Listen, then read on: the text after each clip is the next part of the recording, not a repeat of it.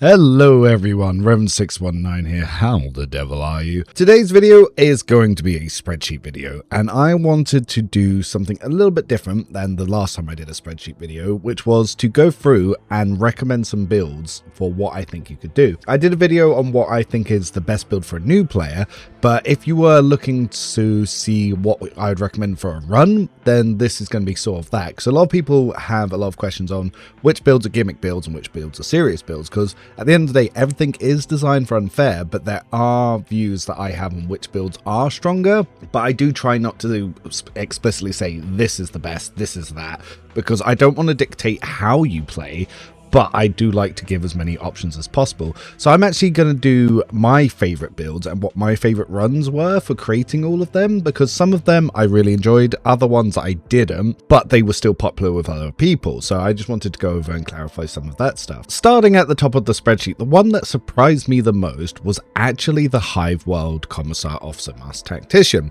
Now, as we know, Officer is best used as a Grand Strategist because going first is just how you want to use an officer, and the initiative system in Rogue Trader is straight trash. However, by going Grand Strategist, you skip the initiative, you go first, you can set up your buffs, and then you can just win the combat in a single turn. That's kind of sort of the gameplay that you go for. However, you can have a Rogue Trader play an officer and still combine with Cassia quite effectively. That way you can have sort of two builds working in tandem. Now, I don't recommend a lot of buffers because you can get through just one, but having more is naturally more powerful, and I think 2 officers is probably the optimal number. You could go for 3, but I think at that point you're losing skill coverage and it gets a little too messy. What was most surprising was everyone said that Hive World was just unusable and the worst homeworld, so I actually hadn't tried it for the longest time. But what I found was weapon personalization. As long as your main hand weapon is a solid projectile weapon, it will apply the effects to the offhand. This will even have some surprising interactions where it will actually apply to rock swords, so that's something else that you can do with it. However, with this build, if you have a main hand as a solid projectile weapon, so a physical shot weapon like a bolter or a solid state pistol or auto pistol, and the offhand to be a las pistol, that will apply and the las pistol will get the effects, or even a faux hammer in the main hand. The key characteristics to this build is going to be the fact that you have lasting impression and decisive response, which makes it incredibly effective to both attack and buff. Focus is also incredibly overpowered because it can stack. With all the extra buffs that you're getting in for your pistol damage, having a dual pistol Master Tactician is very strong. You can either buff allies and give them a lot of extra defenses, or you can buff yourself. I have actually edited this since the original version, where I actually take strong point now, because giving allies temporary HP means that you can buff them without killing them. I normally carry 2 sets of pistol, one with a weak pistol, so I can buff allies, and just a melee in there for parry.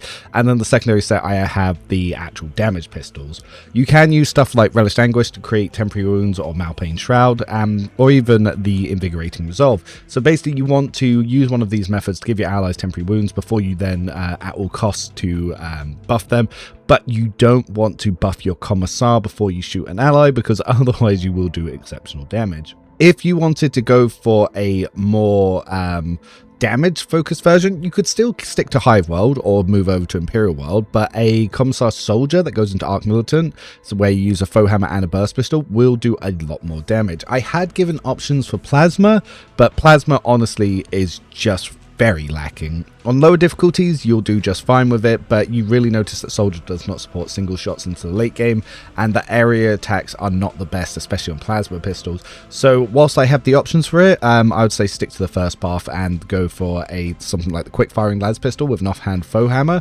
and you'll do very well with it. And you can even then have a secondary set where you use some of the higher damaging burst fire weapons and stuff like anti-vehicle revolver, Mars pattern, hotshot las pistol, stuff like that. Very, very, very strong. I honestly don't recommend going for bolt weapons, because obviously bolt weapons are the weakest weapon type in the game and they drastically need a buff, but if we get one in 1.6 remains to be seen. The devs have not been very clear on what their plans are for the next major patch and the next DLC. Looking at Astra Militarum Commander, I actually enjoy this one a lot as an officer, because Grand Strategist is one of the best tier 2 archetypes in the game, and I don't mean like how most people use it for Cassia, because when people play Cassia they just pick Grand Strategist to go first. If you do it on Pascal, they pick it just to go first, same with Idra, and they don't actually build into Grand Strategist. The stratagems are insanely OP and very strong. Now, whilst it's first on the spreadsheet using a arc rifle build, that's not the one that I would recommend. If you scroll along and go to the trench commander, so the trench strategist here, this is the version that I recommend. The stratagems are very fun, and the buffs with the extra fellowship are also very strong, especially field of fire to build up your allies' rate of fire. So if you use a heavy rate of fire based team, you're going to do a lot of stuff with this setup and this build. Stuff like fire at will, lowering allies' AP costs is also really strong, and again the extra stratagems from improvised strategy. And if you use combat locus and you build it up with the items to increase that, you can get a ×7 boost out of this, so it is very strong. I think I've got the Xeno stuff suggested in the cloak. If not, I'll need to move that over. Nope, appears I hadn't recommended the cloak and field emitter, so because it comes in late, it's sort of an Act 5 thing. I haven't added that in there now. So, yeah, do highly recommend this version of the Astra Commander. Also, the Company Commander, that one is another one. This was actually one of my favorite runs as well. Just going for a Lads Rifle and Shotgun build, it's very fun. Very, very strong as well. Yeah, you build up a lot of stuff from it. I have changed stuff like on the Soldier builds to use Ingenious instead of Martial Arts, because obviously you want to get that from your agility. But yeah, this is a very strong one. Now, a lot of people don't understand that Devastating Attack is a primer that you use on bosses to sort of get a lot of your damage set up. So yeah, this will be way better than Confident Approach. Like I said, Confident Approach, all it does is lower your damage. So people that keep telling you to use it, try to think why, because they're probably playing on lower difficulties and they don't know how to buff allies. So again, guaranteed crits to them is this big thing. But with just any officer in the party, chances are from mid-level, you're always going to be critting anyway, so you don't need to worry about that too much. In the Imperial Navy officer side of things, whilst I do think that this one is probably one of the better ones, and I'm actually going to make some changes whilst I'm talking about it. Yes, incredibly powerful build. Using dual weapons, you can do a lot of damage with the offhand stuff, and using stuff like the Pneumo Boots and Epiphany, you can do a lot of charge on kills and reset and constantly doing it. I need to test to see if you can use Epiphany offhand with this one, or if you want it main hand. But yeah, incredibly strong build. Very similar to how I build Abelard. So a lot of people, they really don't like not using Abelard because they've never played past Act 1 and they just quote the Reddit memes. This will be a much stronger version of Abelard just for the sake that you have access to either Death World or Forge World. Yeah, big boost. Like I said previously, I had recommended the Lord Admiral build, which is using the offhand gun because it's just a lot of fun.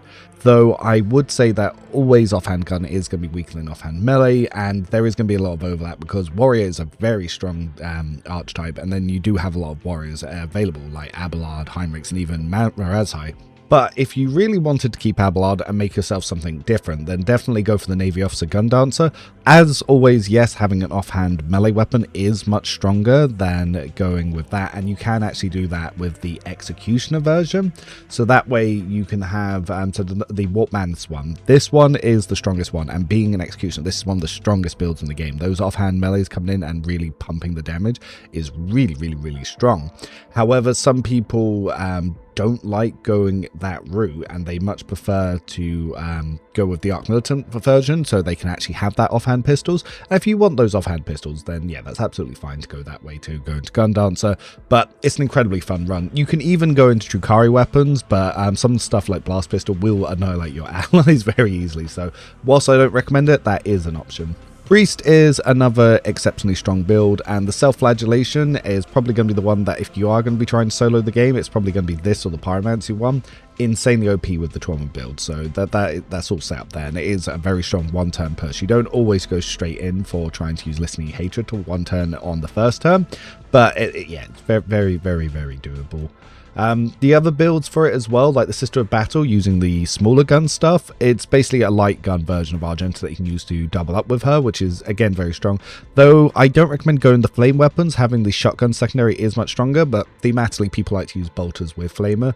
And then you've also got the other stuff like the Rite of Pious Annihilation. It's fun, but it's not one that I would recommend. Same with the Jack of Blades, because it's very similar to what the Navy Officer does, but a little bit weaker. However, stuff like going in with the Heavy Gunner build version, which I have on here as well, which is just called Argenta at Home. Yeah, that one's obviously really fun. And because you can use the Artificer Power Armor, it's just a more AP efficient Argenta. However, if you don't want to overlap with Argenta, then you maybe want to skip using this one too. As for Noble, Noble really does need a buff. It's not a fun origin. It's probably the worst run in the game.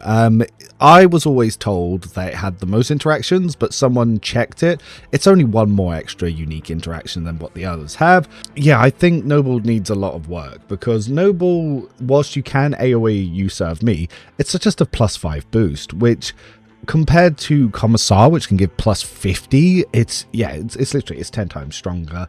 Having the servo skull is pretty fun though, because you do get some unique items and a lot of unique interactions by having the servo skull. So combine that with Noble, you can get some unique stuff. I did make the Noble Adventurer, which is basically what Caligos is. Fun build, but obviously it's going to be weaker than what the Navy Officer adds in, and I do hope with 1.6 that they do bother updating these ones. When it comes to Crime Lord is an interesting beast, because you'd think it'd be designed to be the operative range one, but it's not. It's designed for a blade dancer. Of all of these, whilst I do have many sniper builds and a few arc rifle builds, the only one, and I even have a plasma rifle build, the Warrant of Ragefire, and even a knife-based assassin, the only one that I would actually recommend is the Force Flayer Overlord, because being weapon skill and perception based, it really builds into Blade Dancer very well, and you will do a lot of damage with it this way. Even go into Arc Militant. If you didn't want to go into Arc Militant, you could also go into Executioner, and you can do an Executioner version, and the Executioner version with Blade Dancer and this will be incredibly powerful. Unironically, the one that I enjoyed the most is the Warrior Overseer when it comes to the Arbiters, because having the dog follow you around, and with all the boosts that the dogs now have, if you do a Heretic run, the dog will do double damage. It is incredibly powerful. So having a pet that can do 3 to 5k damage every time you're attacked or every time you attack, whilst also buffing you when you're attacked, very, very, very, very strong. Though the stuff like the Vigilant Shotgun Mandalorian build, which goes into Bounty Hunter, also another strong setup and a lot of fun. And I did the similar thing with having the pet for the Judge Dredd build. And I've even got some unique stuff like the Chief build, but I don't recommend them as much. Now, I did a build that's called the Terminator, which is a Fortress Arbitrator Vigilant, and this mixes a lot more of burst fire and shotgun stuff whilst going into heavy guns. Unironically, this is the strongest version, and using shotguns with heavy guns, some people might not want to go that playstyle, but this is by far the strongest version of the Arbitrator Vigilant, because basically you can do your burst fire stuff to set up your damage for shotgun stuff, so you will do more damage through that, and this is one of the more consistent builds, and you probably want to leave the shotgun out between your turns, so obviously you get that little parry stuff going on in there. Yeah, by far, this is actually, and unironically, the strongest version of the Arbitrator is using heavy guns. So you can use the Artificer Power Armor, so you can lower the AP cost of your attacks, and then the shotgun stuff is going to be really strong and really boosted. And unfortunately, you do have to betray the Arbitrators in Act 4 DLC 2 right at the end on Lethus, because that's the way that you get the best heavy stubber. So that is a bit annoying, but yeah, going for a heavy stub build with this with the shotguns, the Terminator's going to be the one that I recommend the most from the Arbitrator builds. When it comes to the Pyromancy stuff, since we have discovered, so the Fire Tsunami was the build that I used to solo the game in 1.4, and I retested for 1.5 to make sure it's still possible.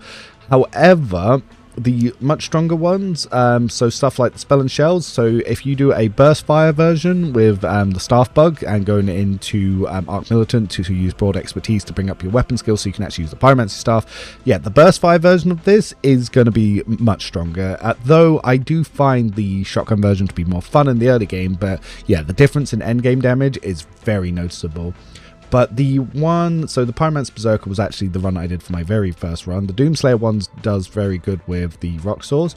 But the one that is called Revan the Pyromancer, this one has been built and designed around using Blade Dancer and the Pyromancy Staff bug, and it actually goes into Self-Flame later, because obviously you can see I don't pick up Body of Flames and Inflame to level 30, and this is going to be where you start igniting yourself in this version of the build. It's probably the strongest one of all of them, because it's a dual melee using all forms of toxin and poison damage, and yeah, it's going to be using the Warp Fire Sword, so you have 4 sources of dots, and it's just incredibly powerful and potent. You can move some stuff earlier and get some other bits later, like if you wanted to get Blade of Light early, but I don't recommend going that route. But yeah, for the Psychers, that is going to be the one that I recommend the most. Though other people probably want to play something like the White Mage, which is just a pure support officer based build. And when it comes to just doing other stuff for officer support, I also have on the Sanctic officer here, which is called the default player 1. This was the most requested build from 1.2 from a year ago, which was literally just an officer using Sanctic to just buff allies. So this one also very noob friendly. It was almost the one that I recommended for your first run, but I felt like with the current Psyker bugs and trying to explain the Psyker staff bugs, it was going to be less friendly than going with the Lord Admiral build. And for those of you that do want to kick Cassia off the ship, you absolute monsters, you can actually create your own personal navigator if you do. Stuff like going into a warrior vanguard, I've heard people absolutely rave about, though I much prefer making an operative grand strategist just to make a damage dealing version of Cassia. So yes, you're not going to get the buffs that Cassia would get, but you will do a lot more damage because the Lidless Stare can benefit from the extra damage from the operative exploits, and it doesn't consume them. It can be a Be Smart build, so it isn't as viable and unfair as it is on lower difficulties, but if you're playing on daring, Be Smart's absolutely fine. But for the higher difficulties, you're going to struggle to actually cover skill checks. But that's going to be the run through of all the builds that I recommend. Do give some of them a go for your future runs, and if you aren't planning to do a run anytime soon, we do have well, hopefully 1.6 with the new difficulty mode and possibly the DLC coming in April, but we'll have to wait to see what the schedule looks like and what we actually get. I'm currently doing a live run of the Gunslinger Executioner, which is a much more advanced build, not one I'd recommend, but it has been a lot of fun as well, which is obviously a gunslinger that goes from operative to executioner using the exploit bug, because burst fires and area towns don't proc that. But that's all I've got time for. Let me know what your thoughts and feelings are and what you're running at the moment, and I will see you all in the future. Bye for now.